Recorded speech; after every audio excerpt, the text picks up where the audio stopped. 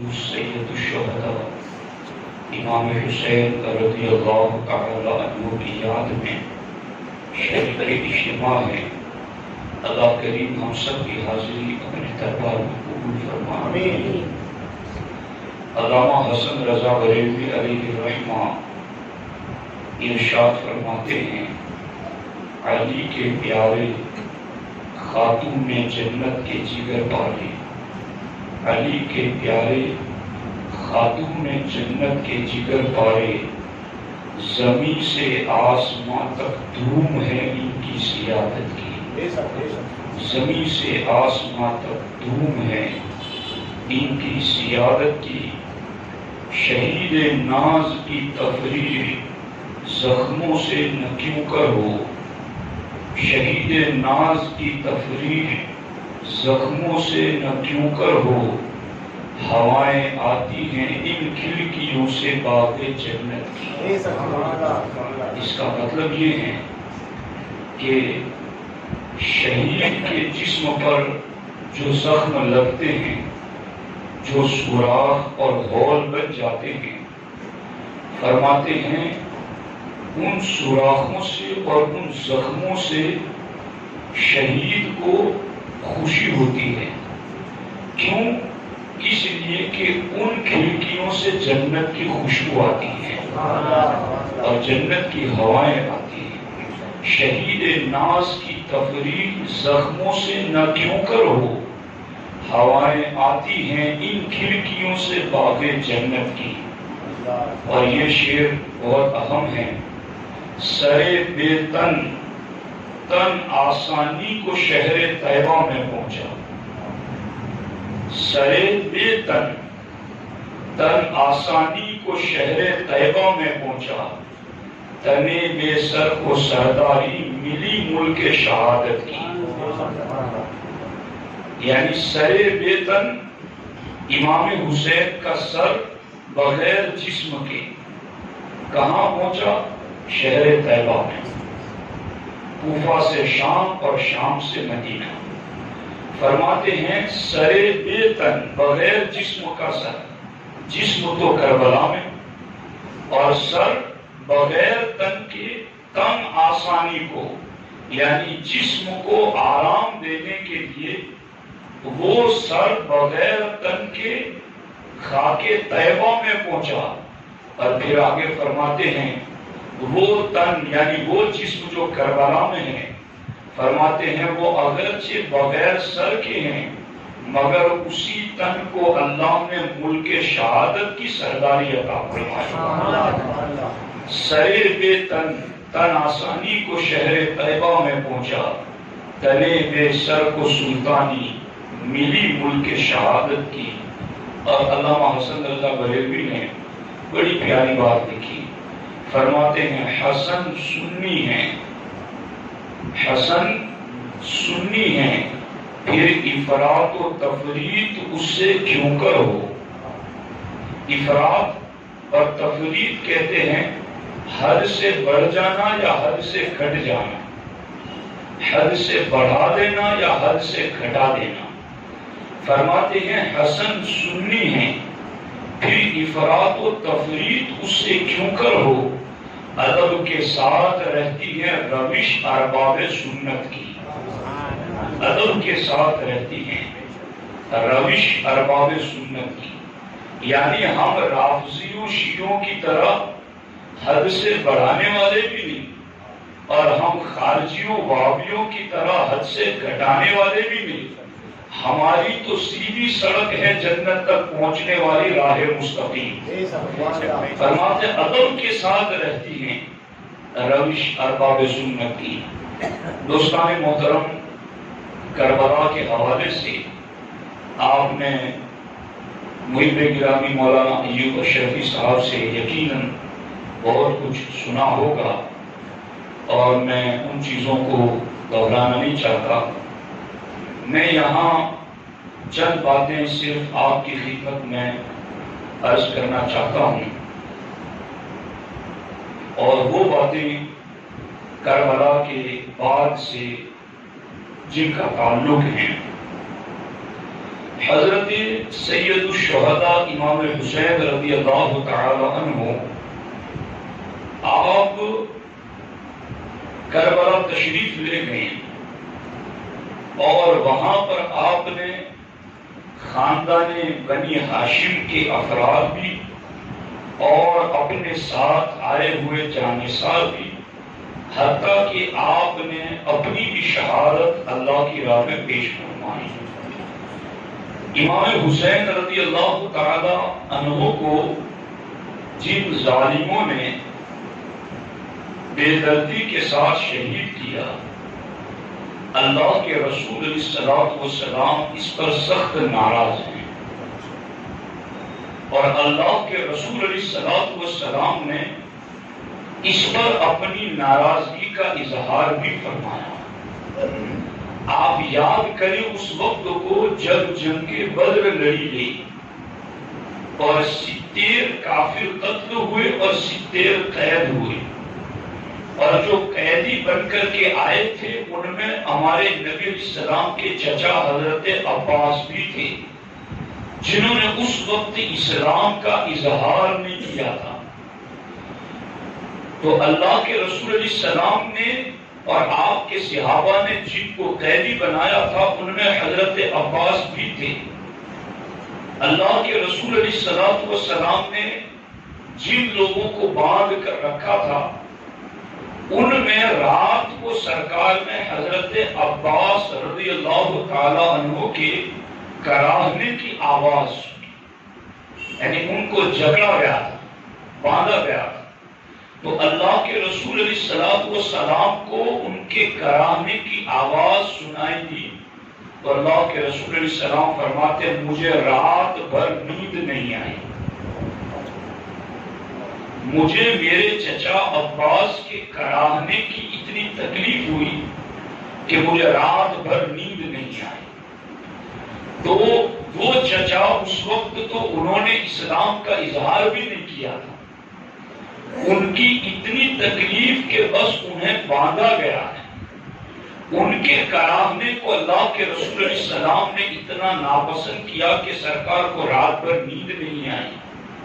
تو پھر حسین تو وہ ہیں جن کے بارے میں حضور نے کہا جس نے ان سے پیار کیا اس نے مجھ سے پیار کیا، جس نے ان سے دشمنی کی اس نے مجھ سے دشمنی کی۔ ان کے بارے میں حضور نے فرمایا کہ یہ مجھ سے ہیں اور میں ان سے ہوں۔ ان کی فضیلتیں، ان کی عظمتیں اور شان بیان کرتے ہوئے حضور نے فرمایا ہما ریحانتایا، کہ یہ حسن و حسین تو میرے جنت کے پھول ہیں۔ اور اللہ کے رسول علیہ السلام نے فرمایا کہ ہما ابنایا، یہ دونوں تو میرے شہزادے ہیں۔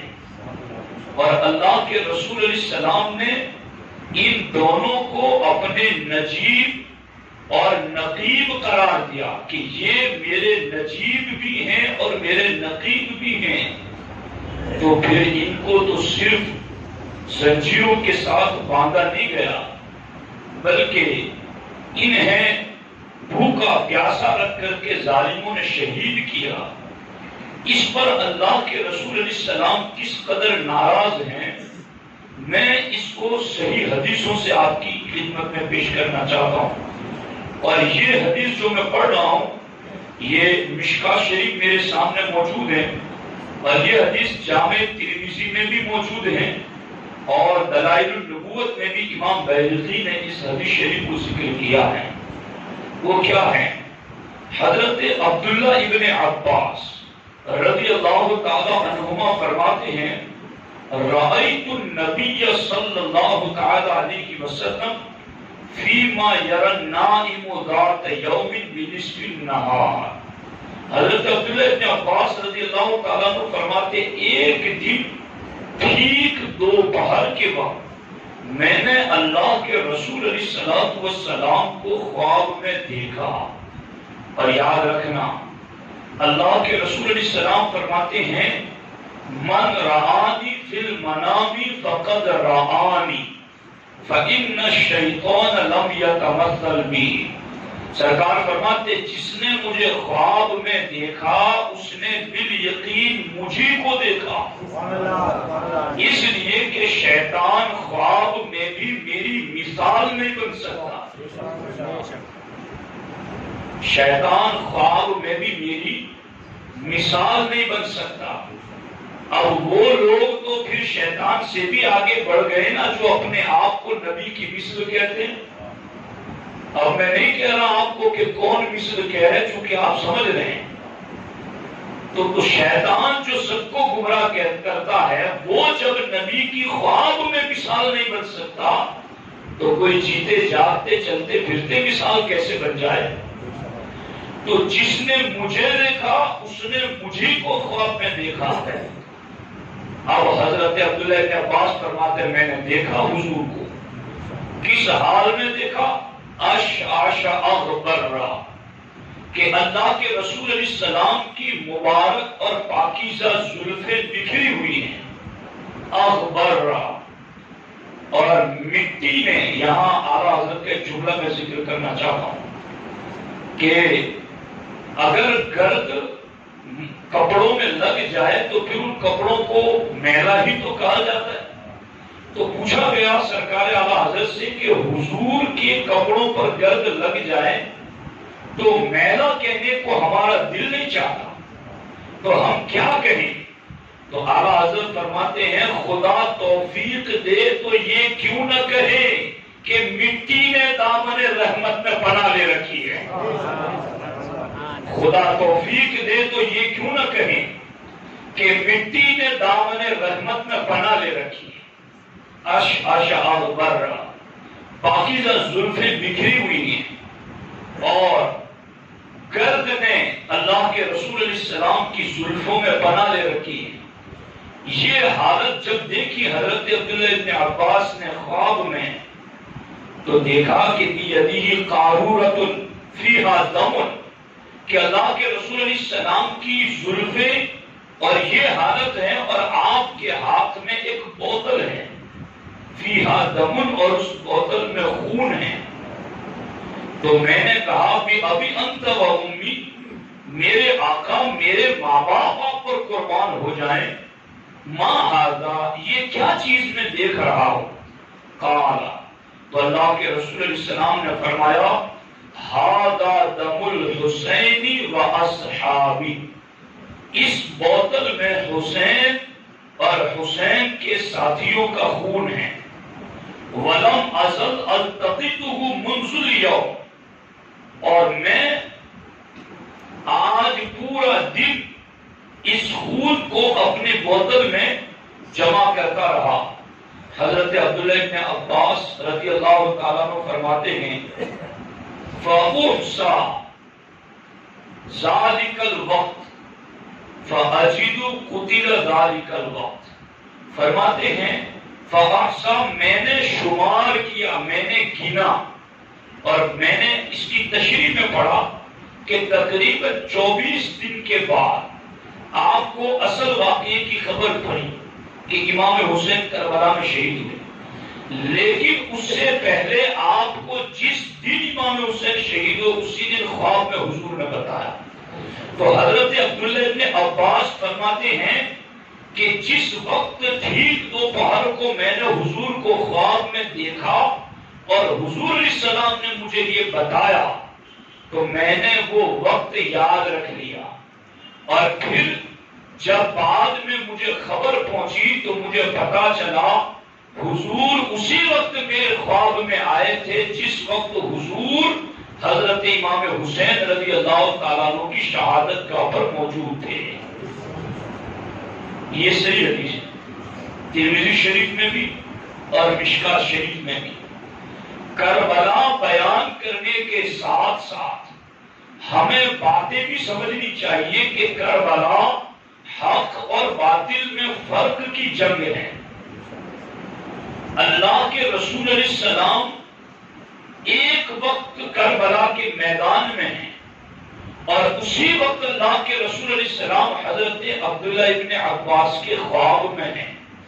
اس سے پتہ چلا کہ اللہ نے نبی کو یہ طاقت دی ہے، کہ وہ ایک وقت میں جتنی جگہوں پر جانا چاہیں جا بھی سکتے ہیں، آ بھی سکتے ہیں۔ اللہ رب العزت نے یہ طاقت نبیوں کو عطا فرمائی ہے۔ اور اب یہاں ٹھہر کر کے میں جو بات عرض کرنا چاہتا ہوں وہ یہ ہے کہ اللہ کے رسول علیہ الصلوۃ والسلام ہے مزار مقدس مدینہ طیبہ میں گنبد خضرا میں۔ لوگ ہمیں یہ کہتے ہیں کہ تم سلام پڑھتے ہو، درود پڑھتے ہو تو سن لیتے ہیں اتنے دور۔ ہم کہتے ہیں تم کربلا مانتے تو تمہیں پتا چلتا، حضور سنتے ہی نہیں، حضور گنبد خضرا میں بیٹھ کے کربلا کو دیکھتے بھی ہیں، اور دیکھتے ہی نہیں حضور وہاں پہنچتے بھی ہیں۔ یہ ہے ہمارے نبی علیہ السلام کی شان۔ کربلا اس عقیدے کو ظاہر کر رہا ہے۔ اب دیکھو اللہ کے رسول علیہ الصلوۃ والسلام نے دیکھا بھی کربلا سے اور وہاں پہنچے بھی۔ کوئی آگے آپ کو یہ وسوسہ ڈال سکتا ہے جس کا جواب میں دیتا چلوں کہ جب دیکھا بھی اور پہنچ بھی گئے تو بچا کیوں نہ لیا؟ چونکہ اعتراض کرنے والوں کے بوڑھے اعتراض ہیں، انہیں پتا نہیں گئے کہ وہ اعتراض کی ذاتوں پر کر رہے ہیں۔ لیکن میں آپ کو یہ چیز سمجھانا چاہتا ہوں کہ یہ چیز تو امام حسین پیدا ہوئے اور حضرت عباس ابن عبد المطلب ابھی جن کی بات ہوئی، ان کی بیوی سیدہ ام فضل رضی اللہ تعالیٰ عنہ جو ہمارے نبی علیہ السلام کی چچی ہیں، انہوں نے امام حسین کو بچپن میں گود میں لیا تو اسی وقت سرکار نے ام فضل کو خبر دی تھی کہ میرا یہ بیٹا شہید ہوگا۔ اور حضرت مولا علی رضی اللہ تعالیٰ عنہ جب جنگ خوارج کے خلاف جنگ کرنے کے لیے نکلے تھے تو آپ باضابطہ کربلا کے میدان سے گزرے تھے تو حضرت مولا علی نے اپنے ساتھیوں کو اپنے دور خلافت میں کہا تھا ایک وقت آئے گا جب اہل بیت کے قافلے یہاں بیٹھیں گے، یہاں ان کے اونٹ بیٹھیں گے، یہاں ان کے اونٹوں کے کجارے رکھے جائیں گے اور یہاں ان کے خون بہائے جائیں گے۔ یہ ساری خبر سب کو تھی، مگر کسی نے اس حادثے کے ٹلنے کی دعا نہیں کی، بلکہ ہر کسی نے دعا کی تو یہی کی کہ اے اللہ حسین کو صبر و استقامت عطا فرما۔ اس لیے کہ حقیقت کے اندر ہمارے علماء نے، شارحین کتب نے اور کثیر محدثین نے اس بات کو لکھا ہے کہ حسین اعظم کی شہادت حقیقت میں حضرت اسماعیل علیہ السلام کے جو حلق پر چھری نہ چلی تو اس کے فدیے کے طور پر اللہ رب العزت نے حسین ابن علی کو منتخب فرمایا، اور اس کی تکمیل ہو رہی تھی جو مینا میں شروع ہوئی وہ کربلا میں اینڈ پر پہنچی۔ تو اس لیے یہ تو شہادت ایک درجہ ہے، ایک مرتبہ ہے۔ انعم اللہ علیہ من النبیین والصدیقین والشہداء والصالحین، تو شہادت تو رب کا انعام ہے۔ اگر کوئی کہے کہ اس کے ٹلنے کی دعا کیوں نہ کی تو مرتبوں والے مرتبے ہٹنے کی دعا نہیں کرتے ہیں، مرتبے ملنے کی دعا کرتے ہیں۔ تو اللہ کے رسول علیہ السلام نے اس لیے اس حادثے کے دفع ہونے کی دعا نہیں کی۔ اب یہاں دیکھیں، یہ ایک بات ہے جو اتنے عقیدوں کو واضح کر رہی ہے، اور یہاں پر دوسری روایت بھی میں آپ کی خدمت میں عرض کرتا چلوں کہ جب امام حسین رضی اللہ تعالیٰ عنہ شہید ہوئے اور آپ کا سر اقدس جب لے کر کے کوفہ لائے تو یہ بھی مشکاہ شریف کی حدیث میں ہے، حضرت انس ابن مالک رضی اللہ تعالیٰ عنہ فرماتے ہیں، میں نتیجے ذکر کروں گا تو آپ کو پتا چلے گا۔ حضرت انس فرماتے ہیں عطیہ عبید اللہ ابن زیاد براس الحسین، کہ عبید اللہ ابن زیاد کے پاس قصر امارت میں گورنر ہاؤس میں امام حسین رضی اللہ تعالیٰ عنہ کا سر لایا گیا، اور جب سر اس کے سامنے ایک تشت میں رکھا گیا فَجُعِلَ فِي تَسْتِينَ فَجَعَلَ يَنْكُتُ وَقَالَ فِي حُسْنِهِ شَيْئًا، تو عبید اللہ ابن زیاد نے اپنے ہاتھ میں لکڑی پکڑی اور اس لکڑی سے حضرت امام حسین رضی اللہ تعالی عنہ کی ناک مبارک پر اس نے لکڑی ماری، اور اس کے بعد معاذ اللہ رب العالمین امام حسین رضی اللہ تعالی عنہ کے حسن کو اس نے تنزل کچھ کہا۔ اب یہاں جب اس نے یہ بات کی تو حضرت انس بن مالک رضی اللہ تعالی عنہ وہاں موجود تھے، اور ایک دوسری روایت کے مطابق وہاں پر ایک دوسرے صحابی حضرت ابو برزہ اسلمی رضی اللہ تعالی عنہ وہاں موجود تھے۔ تو انہوں نے فوراً اس مقام پر یزید کے سامنے ارشاد فرمایا، ارفع قضیبک عنہ، اے عبید اللہ ابن زیاد، یہ یزید کے بارے میں بھی ہے جو میں بعد میں عرض کرتا ہوں، عبید اللہ ابن زیاد کے حوالے سے انہوں نے ارشاد فرمایا، ارفع قضیبک عنہ، اے ظالم، اے بدبخت، اپنی لکڑی امام حسین رضی اللہ تعالی عنہ کے سر اقدس سے ہٹا لے، اس لیے کہ میں نے بار بار اللہ کے رسول علیہ السلام کو اس چہرے کا بوسہ لیتے ہوئے دیکھا ہے، اور میں تجھے بتاتا ہوں، اما انہو کان من اشبہہ برسول اللہ صلی اللہ علیہ وسلم، اور تو نے تو چونکہ عبید اللہ ابن زیاد حضور کو دیکھا نہیں ہے،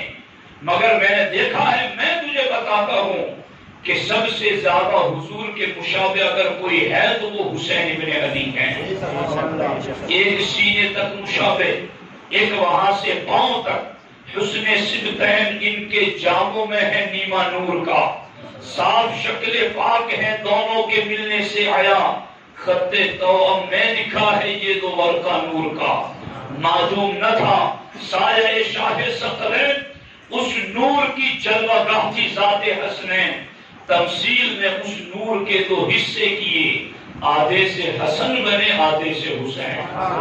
آپ دیکھیں یہ حضرت سیدنا انس بن مالک رضی اللہ تعالی عنہ، اور دوسری روایت کے مطابق حضرت ابو برزہ اسلمی رضی اللہ تعالی عنہ، اور یزید کے دربار میں جب یزید نے بھی حضرت امام حسین رضی اللہ تعالی عنہ کے جسم پر نور پر یوں چھڑی رکھی اور معاذ اللہ کی رب العالمین کچھ بدبختانہ جملے کہیں، تو ایک مقام پر حضرت زید بن ارقم رضی اللہ تعالیٰ عنہ، ابو برزہ اسلمی رضی اللہ تعالیٰ عنہ اور حضرت انس رضی اللہ تعالیٰ عنہ، ان تینوں نے عبید اللہ ابن زیاد کو بھی ٹوکا اور یزید کو بھی ٹوکا اور بڑے بڑے دربار میں ٹوکا، اور ناراض ہو کر اٹھ کر کے چلے گئے، یہاں تک کہ عبید اللہ ابن زیاد نے تو دھمکی دی حضرت زید بن ارقم کو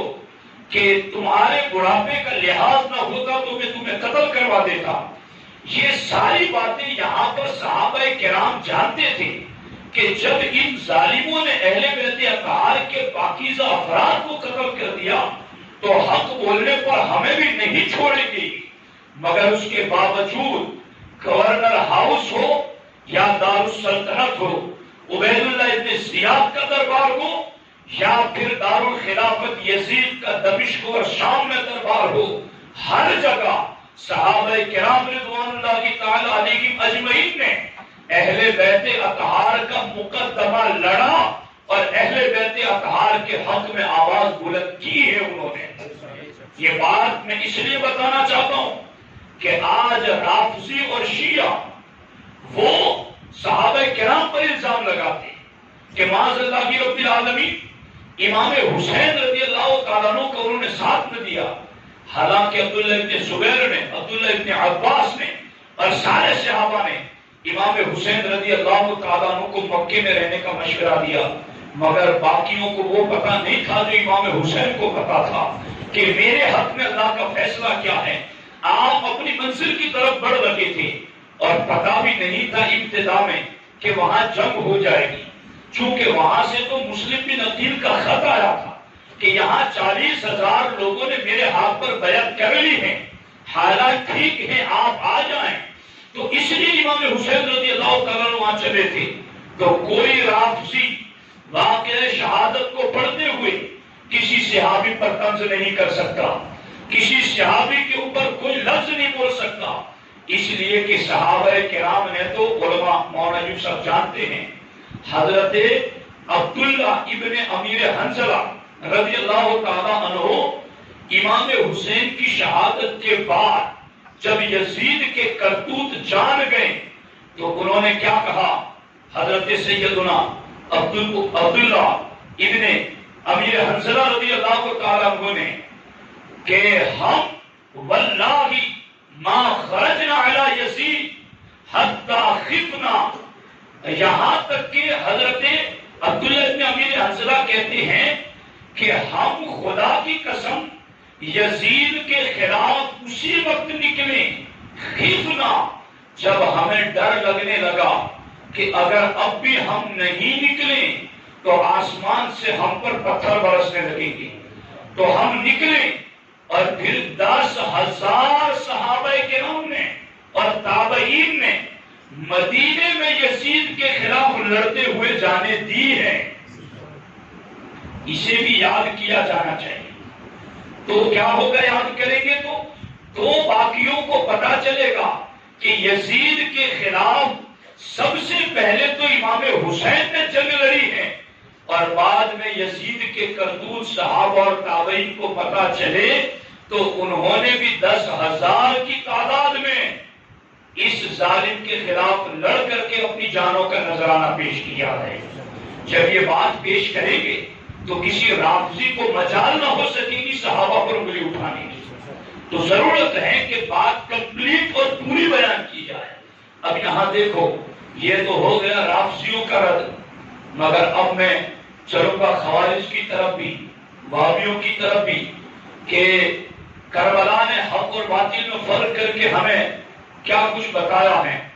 تو اب دیکھیں سید الشہداء امام علی مقام امام حسین رضی اللہ تعالیٰ عنہ کا جب سر اقدس لایا گیا اور عبید اللہ ابن زیاد نے جب یہ شرارت کی ان کے ساتھ، تو اس کے بعد ٹھیک 6 سال کے بعد، کتنے 6 سال امام حسین کا جو سر اقدس قصر امارت میں گورنر ہاؤس میں رکھا ہوا تھا، اس کے ٹھیک 6 سال کے بعد مختار بن ابی عبید ثقفی کی حکومت قائم ہوئی، اور اس نے اہل بیت پر ظلم کرنے والے ایک ایک ظالم کو پکڑا اور چن چن کر کے قتل کیا۔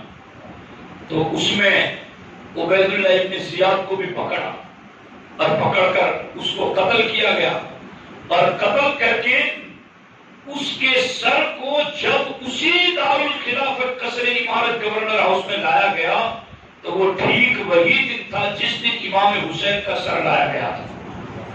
اسی دن، اسی مہینے میں، اسی وقت عبید اللہ ابن زیاد کے سامنے، مختار بن ابی عبید ثقفی کے سامنے عبید اللہ ابن زیاد کا سر رکھا ہوا ہے، اور جب اس کا سر رکھا ہوا تھا تو فتح الباری شرح صحیح البخاری سے میں پڑھ رہا ہوں، کیا ہے؟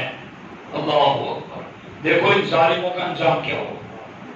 تو لما جیء برأس بن زیاد و اصحابی، کہ جب عبید اللہ ابن زیاد کا سر لایا گیا تو حضرت عمارہ بن عمیر فرماتے ہیں فانتہیت الیہ، تو میں بھی گیا دیکھنے کے لیے ان کے کٹے ہوئے سروں کو، عبید اللہ ابن زیاد اور ظالموں کے سروں کو۔ تو وہم یقولون، تو عبید اللہ ابن زیاد کا سر مختار کے سامنے رکھا ہوا تھا، اور سارے لوگ چلانے لگے، کیا؟ قد جات، قد جات، دیکھو وہ آیا، دیکھو وہ آیا، لوگ یہ پکارنے لگے۔ عمارہ بن عمیر کہتے ہیں فَإِذَا حَيَّةٌ قَدْ جَاءَتْ، تو کیا آیا تھا؟ فرماتے ہیں ایک اژدہا اچانک وہاں آیا، بھرے دربار۔ کہیں انسانوں کے مجمع میں بھی شیطان سانپ نکل کے آتا ہے، وہ تو انسان کو دیکھ کے بھاگتا ہے، مگر یہاں سارے لوگ بیٹھے ہوئے اور فَإِذَا حَيَّةٌ سانپ آیا قد جاء، اور آ کر کیا کیا اس نے؟ تخلل الرؤوس، سارے سروں کو سونگنے لگا، حتی دخلت فی منخر عبداللہ ابن زیاد، یہاں تک کہ وہ سانپ عبداللہ ابن زیاد کی ناک کے نتھنے میں داخل ہو گیا، اس کے ناک سے اندر داخل ہوا۔ فمکث حنیہۃ، اور تھوڑی دیر کے لیے وہ سانپ اندر ہی رہا، اور یعنی وہ اندر رہ کر کے اندر ہی رہا۔ ثم خرجت، پھر نکلا، فذهبت، پھر نکل کر چلا گیا، حتی تذیب، یہاں تک کہ غائب ہو گیا وہ سانپ۔ ثم قالوا، پھر لوگوں نے کہا قد جاءت، دیکھو دیکھو وہ پھر آ گیا سانپ، پھر وہ سانپ آیا۔ ففعلت ذلك مرتين او ثلاثا، اخرجہ ترمذی۔ فرماتے ہیں اس طرح سانپ 3 مرتبہ آیا، اور 3 مرتبہ اس بدبخت شقی القلب ظالم کی ناک کے نتھنوں سے اس کے سر میں داخل ہو کر کے اس کو ڈنک مارتا رہا، اور دنیا کو بتاتا رہا ظالموں، اہل بیت کے ساتھ ظلم کرنے والوں کا یہی انجام ہوتا ہے۔ آپ دیکھو یہ شدید القلب بدبخت عبید اللہ ابن زیاد، اس کے ساتھ یہ سر کے ساتھ یہ عذاب کا معاملہ رب نے دنیا میں دکھا دیا۔ اب یہ سر جب یہ سر پہنچا شام میں، دمشق میں، یزید کے دربار میں، تو وہاں حالت یہ ہوئی کہ وہاں پر جب امام حسین رضی اللہ تعالی عنہ کا سر پاک لایا گیا، تو علامہ ابن حجر مکی شافعی رحمۃ اللہ تعالی علیہ سوائے کے محرکہ میں لکھتے ہیں کہ جب امام حسین کا سر اقدس لایا گیا تو اس وقت قیصر روم کا ایک سفیر یزید کے دربار میں آیا ہوا تھا۔ توجہ ہے ابھی، روم کا جو ایلچی تھا وہ سفیر وہاں آیا ہوا تھا، اور اس نے وہاں پر جو بیٹھے تھے ان سے پوچھا کہ یہ کس کا سر ہے، تو ان کو بتانا تو پڑا چاروں ناچار کہ یہ شہزادے رسول علیہ السلام کا سر ہے۔ تو اس روم کے سفیر نے کہا لوگوں تم بڑے محروم اور بد نصیب ہو کہ تم نے اپنے نبی کے نواسے کو قتل کر دیا، ان کے شہزادے کا سر اتار دیا، تم کتنے بدبخت اور کتنے محروم ہو۔ اس نے پھر اپنی داستان سنائی، وہ روم کے سفیر نے کہا ہمارے یہاں ایک جزیرے میں ایک گرجا ہے، عبادت خانہ ہے، اور اس گرجے میں حضرت عیسیٰ علیہ السلام جس گدھے پر بیٹھے تھے اس گدھے کے خر کا نشان موجود ہے۔ اس جزیرے میں گرجا میں عیسیٰ علیہ السلام جس گدھے پر بیٹھے تھے اس گدھے کے خر کا نشان موجود ہے۔ فَنَحْنُ نَحُجُّ إِلَيْهِ كُلَّ عَامٍ مِّنَ الْأَقْطَارِ، تو جس طرح تم حج میں قافلہ در قافلہ مکہ میں کعبہ دیکھنے جاتے ہو، ہم ہر سال عیسیٰ علیہ السلام کے گدھے کے خر کا نشان دیکھنے یوں ہی قافلہ در قافلہ تحفے تحائف لے کر کے جاتے ہیں۔ تو ہم تو اپنے نبی کی سواری کے خر کے نشان کا بھی اتنا احترام کرتے ہیں، اور تم نے اپنے نبی کے شہزادے کو قتل کر دیا۔ ظالموں تم سے بڑا بد نصیب کون ہوگا؟ اور اس کے بعد وہاں پر ایک دوسرا معاملہ بھی یوں پیش آیا کہ وہاں اس روم کے جو ایلچی تھا اس نے تو یہ بات اپنی سنائی، مگر اس کے بعد وہاں منہاج بن عمرو تھے، انہوں نے بھی اس طرح کی کا واقعہ پورا سنایا، اور اس طرح کی پوری بات انہوں نے ذکر فرمائی۔ تو اس سے کیا پتا چلا؟ اس سے پتا یہ چلا کہ یزید نے اور یزید کے حامیوں نے بڑا ظلم کیا، اور ان ظالموں کے خلاف سانپ نے نتھنے میں داخل ہو کر کے بتایا لوگوں کو کہ یہ ظالم ہے، اور حدیثوں میں کتابوں میں آیا تو محدثین نے ذکر کر کے بتایا کہ یزید ظالم تھا، فاسق تھا، اس نے اہل بیت اطہار پر ظلم کیا، اور یہ اتنا بڑا ظالم تھا کہ حضرت عمر بن عبدالعزیز رضی اللہ تعالیٰ عنہ جو بنی امیہ خاندان سے تعلق رکھتے تھے، مگر ان کی خلافت کو حضرت امام شافعی نے خلافت راشدہ میں شامل فرمایا اور ان کو خلیفہ راشد لکھا۔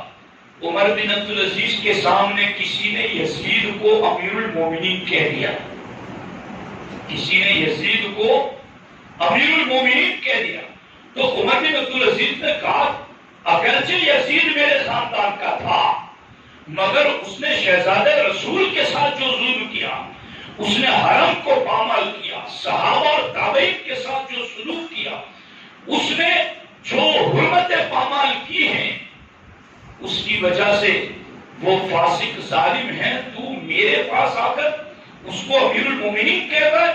عمر بن عبدالعزیز نے کہا یزید کو جس نے امیر المومنین کہا ہے اس کو 20 کوڑے لگائے جائے، اس کو 20 کوڑوں کی سزا لگائی جائے۔ تو آپ کو میں یہ چیز نتیجے پر پہنچ کر بتانا چاہتا ہوں کہ دھیان سے سنو، امام حسین کے ساتھ جنہوں نے جو سلوک کیا وہ ظلم ہے، وہ فسق ہے، وہ گناہ ہے، وہ بدترین جرم ہے، اور اس جرم اور ظلم کی گواہی سانپ نے بھی دی، اور ان حدیثوں کو محدثین نے کتابوں میں بھی ذکر کیا، اور خلیفہ راشد عمر بن عبدالعزیز نے یزید کو امیر المومنین لکھنے والے کو 20 کوڑوں کی سزا بھی لگائی۔ اس سے پتا چلا کہ یزید کی بدبختی میں کوئی شبہ نہیں۔ مگر میں خارجیوں کا بتاؤں آپ کو حال کہ خارجیوں وابیوں کا حال کیا ہے یزید کے بارے میں۔ یہ ہے کتاب جس کا نام ہے اظہار حق۔ اظہار حق کا معنی کیا؟ حق کا اظہار۔ دیکھو ان کے نزدیک حق کیا اور اس کا اظہار کیا۔ جی ہمارے سنیوں، تم کربلا آتی ہے محرم میں تو خوب یاد مناتے، بلکہ کبھی کبھی غلط معاملوں میں اپنے علماء تک سے لڑ جاتے ہو۔ میں تمہیں بتاتا ہوں کہ حقیقی لڑنے کی جگہ کہاں ہے، اہل بیت کا حقیقی دشمن کون ہے، وہاں یاریاں ڈالتے ہو، رشتہ داریاں کرتے ہو، وہاں سارے معاملات برتتے ہو۔ اظہار حق نامی کتاب، نظر محمد قاسمی اس کتاب کا رائٹر، اور اس کتاب کے فرنٹ پیج پر لکھا ہے کہ اس کتاب کو دارالعلوم دیوبند کے محتمین نے تصدیق کر کے ثابت کیا ہے کہ اس میں جو کچھ لکھا ہے وہ ہم علماء دیوبند کا موقف ہے کہ ہم اس پر قائم ہیں۔ اب اس میں کیا لکھا ہے؟ اس میں نظر محمد قاسمی نے لکھا کہ ہمارے علماء دیوبند ہر زمانے میں یزید کو متقی اور پرہیزگار ہی لکھتے رہے اور امیر المومنین مانتے رہے۔ یہ نہ دکھاؤں تو میں مجھے سمجھ آ رہی ہے کہ نہیں آ رہی؟ تو ان خارجیوں کو بھی سمجھا کرو اور ان رافضیوں کو بھی سمجھو جو اہل بیت کی بات کر کے صحابہ پر کام کرتے ہیں کہ صحابہ نے عبید اللہ بن زیاد کے دربار میں بھی حق آواز بلند کی، یزید کے دربار میں بھی حق آواز بلند کی، اور دمشق اور شام کے بازار میں جب سر حسین کو گشت کرایا جا رہا وہاں بھی صحابہ کرام نے حق آواز بلند کی، یہاں تک کہ مدینے میں 10,000 صحابہ اور تابعین نے یزید کے سامنے لڑ کے جانے دی ہیں۔ تم رافضیوں ان صحابہ پر ٹھوکتے ہو۔ اس لیے یاد رکھنا، نہ یہ شیعہ رافضی اہل بیت کے ہیں، نہ یہ خارجی وہابی اہل بیت کے ہیں۔ اہل بیت کا سچا اگر کوئی ہے تو وہ سنی صحیح العقیدہ مسلمان۔ اسی لیے علامہ حسن رضا بریلوی نے کہا حسن سنی ہے۔ اب سمجھ آئی کہ میں کہاں سے لے کر آپ کو چلا اور منزل پر پہنچا۔ ہم چونکہ کربلا والوں کے ساتھ ہے اس لیے ہمارا سفر منزل پر ہی پہنچتا ہے۔ ہم چونکہ ان کے نقش قدم پر ہیں، ہم چونکہ راہ مستقیم پر ہیں، ہمارے پاس قرآن بھی ہے اور ہمارے پاس دامن اہل بیت بھی ہیں، اور سرکار نے فرمایا لن تضلوا بعدی ما ان تمسکتم بہما، اگر تم نے قرآن اور اہل بیت کا دامن تھامے رہا تو تم کبھی گمراہ نہیں ہو سکو گے۔ ہمارے ہاتھ میں قرآن بھی ہے اور ہمارے سینوں میں اہل بیت کا پیار بھی ہے، اس لیے نہ ہم رافضی ہیں نہ ہم خارجی ہیں، ہم سنی ہیں۔ اسی لیے سرکار نے فرمایا جو ان دونوں کے ساتھ جڑا رہے گا وہ کبھی گمراہ نہیں ہوگا۔ اس لیے اہل سنت و جماعت، میری آواز بھی متاثر ہے اور میں تفصیلی گفتگو نہیں کر سکتا، لیکن اتنی بات بھی اگر آپ نے یاد رکھی تو بہت ہے۔ ہضم کرنا سیکھو اور جتنا سنو اس کو بار بار سنو۔ یہ ہمارے ساتھی ویڈیو ریکارڈ اسی لیے کرتے ہیں، چینل پہ جاؤ بار بار سنو کیا کہا گیا، کچھ نقطے لکھا کرو اپنی کاپی اور نوٹ میں، اور پھر اس کو اپنے لیے راہ عمل بناؤ، اس کو یاد رکھا کرو۔ جب ساتھیوں کی محفل میں بیٹھو اس کا چرچا کرو کہ ہم نے سنا کیا ہے، آج سنی ہوتا کون ہے، اہل بیت کا پیار کیا ہے، اہل بیت کے دشمن کون ہے، اہل بیت اور صحابہ کے دشمن کون ہے۔ یہ ساری چیزیں میں نے آج اس مختصر نشست میں آپ کو بتا دی ہیں۔ اب اس کو یاد رکھنا اور اس کو آگے لے کے چلنا یہ آپ کی ذمہ داری ہے۔ دوستان محترم، یہاں میں ایک بات عرض کر کے گفتگو کو ختم کرنا چاہتا ہوں کہ ہمارے نبی علیہ السلام نے فرمایا کہ تم عبادت یوں کرو کہ گویا تم اللہ کو دیکھ رہے ہو، تم عبادت یوں کرو کہ گویا تم اللہ کو دیکھ رہے ہو۔ اور ہمارے نبی نے فرمایا کہ جب بندہ کھڑا ہو کے نماز پڑھتا ہے قائم بین یدی الرحمن، تو اس وقت بندہ رحمان کے سامنے کھڑا ہوتا ہے۔ نماز میں جب بندہ کھڑا ہوتا ہے تو وہ رحمان کے جلووں کے سامنے کھڑا ہوتا ہے، اور جب بندہ نماز میں ادھر ادھر دھیان لے جاتا ہے نا تو اللہ فرماتا ہے اِلَىٰ مَن تَلْتَفِتُ، کدھر دھیان لے جا رہے ہیں، کدھر دھیان لے، اِلَىٰ مَن هُوَ خَيْرٌ مِنِّي، کیا مجھ سے بھی بہتر کوئی ہے جدھر تو دھیان لے جاتا ہے۔ یہ نماز میں جب دھیان ادھر ادھر لے جاتے ہیں تو رب فرماتا ہے تو نماز میں ڈوب جاؤ، نماز پڑھو تو تمہیں پتا ہو کہ میں نماز میں ہوں۔ اور اس کے لیے طریقہ یہ ہے کہ داہنے ہاتھ سے بائیں ہاتھ کی کلائی کو مضبوط پکڑو، یوں ڈھیلی ڈھالی کرو گے تو وسوسے آئیں گے، مضبوط پکڑو اور ناف کے نیچے دبا کر رکھو تو وسوسے نہیں آئیں گے۔ اور دوسرا طریقہ یہ کہ جتنی صورتیں نماز میں پڑھتے ہو ان کا ترجمہ یاد کر لو، تو جب نماز پڑھو گے تو تمہارا دھیان ترجمے کی طرف جائے گا۔ اب نماز میں جو بندہ ڈوب جاتا ہے عبادت میں، پھر اس کو اللہ کے دیدار کی لذت محسوس ہوتی ہے۔ امام حسین نے آخر سجدے میں کیوں جان دی کہ عبادت میں لذت ملتی ہے اور رب کے جلووں کا دیدار نصیب ہوتا ہے۔ اور اہل بیت کی تو شانی نرالی، خاتون جنت پوری رات سجدہ کرے مگر رات ختم ہو جائے آپ کا سجدہ ختم نہیں ہوتا۔ امام مولا علی کے ران میں نیزہ لگا، لوگوں نے نکلنا چاہنا نکلا، آپ نے کہا میں نماز پڑھوں تو نکال لے۔ نماز پڑھ کر فارغ ہوئے تو نیزہ ران میں نہیں تھا، کہا نکال لیا، کہا حضور نکال لیا، کہا خدا کی قسم مجھے پتا بھی نہ چلا۔ امام زین العابدین گھر میں نماز پڑھ رہے تھے اور گھر میں آگ لگ گئی، لوگ دور دور سے ہا ہو کرتے ہوئے آئے اور آگ بجھانے میں لگے۔ امام زین العابدین نمازی پڑھتے رہے، نماز آپ نے ختم کی تو لوگوں نے کہا حضور آگ لگی تھی گھر میں، لوگ کہاں سے آگ بجھانے آ گئے اور آپ نماز ہی میں لگے رہے۔ امام زین العابدین فرماتے ہیں جو جہنم کی آگ بجھانے میں لگا ہو اسے دنیا کی آگ کی فکر کیسے ہو سکتا؟ تو یہ ہے کربلا والوں کا کردار۔ تو کربلا سنو بھی اور کربلا پر عمل بھی کرو۔ امام زین العابدین نے کربلا دیکھ کر آئے تھے، تو دیکھ کر آئے تو اس کے بعد آپ کا نام تو تھا علی اوسط نام، علی اوسط نام تھا نا آپ کا، مگر آپ کو زین العابدین کیوں کہتے ہیں؟ جب سے آپ سجدے میں جان دیتے ہوئے دیکھا تو آپ روزانہ 1000 نفل رکعتیں ادا کرتے تھے۔ یہ کربلا کون سیکھے گا؟ کربلا کا یہ سبق کون پڑھے گا؟ کربلا حق اور باطل میں فرق کا بھی نام ہے، اور کربلا پریکٹیکل عملی میدان میں آنے کا بھی نام ہے۔